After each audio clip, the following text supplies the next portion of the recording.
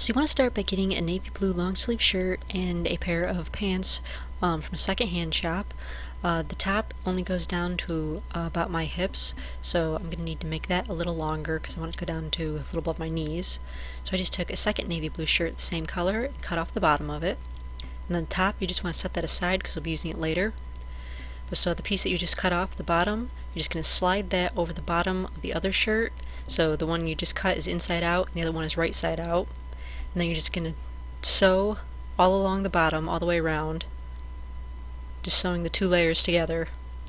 Of course, making sure you leave the hole in the bottom, so you're just sewing around the two layers. And then that'll give you an extra several inches so that your shirt looks more like a long tunic now. So to start the actual robe part, you'll just cut two rectangles of navy blue material, and you want them to be long enough to go from your shoulders down to a little below your knee. And then you'll just layer the two rectangles over each other, and then you'll cut the shoulders off at an angle, just like that. And so here's my amazing stick figure to show how it should be laying. And then you'll just sew each shoulder and down the sides,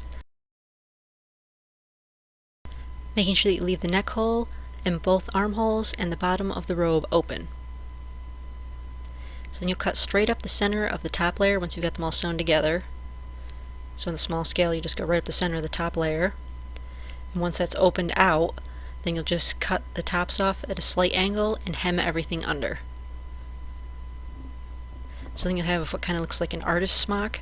I'm wearing black here so you can see it, but eventually you'll pull it across with the belt, but you'll still be able to move in it because it's nice and loose like a robe should be.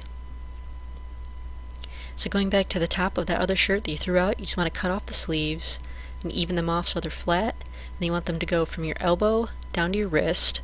So cut them off so they're long enough to do that. It should slide right over your arm. So just cut that down the center of one layer and spread it out. So with the right side up, and then you want to get several pieces of ribbon. These don't really look like the ribbons that Dr. Strange had, but they were the closest I could find. So you put some hot glue along the ribbon. Help from the cat is optional. And then you'll just line that piece of sleeve fabric that you cut. You'll line that with the ribbons all the way up. And this is not the exact design that Dr. Strange had. I just kind of winged it here, so however you want to do it. And then I finished off the top with a little piece of black ribbon. Then you want to cut all the ribbon edges off the excess ribbon.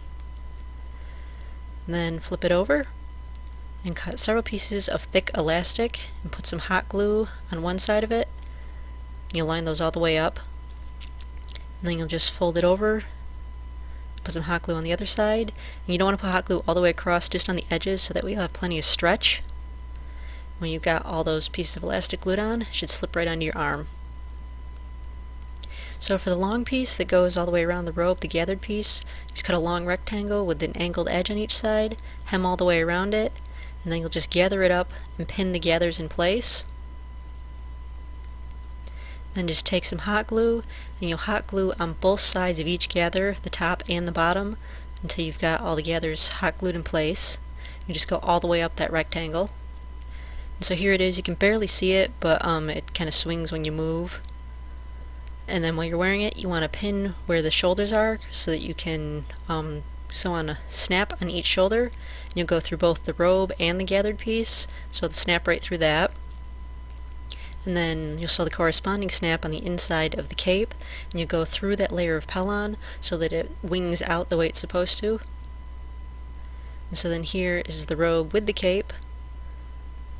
And next week I'll be doing the proper belt, the boots, and the wig, so that'll look a little less like groovy Dr. Strange. But for now, this is just showing what the robe looks like with the cape. A little bit of magic.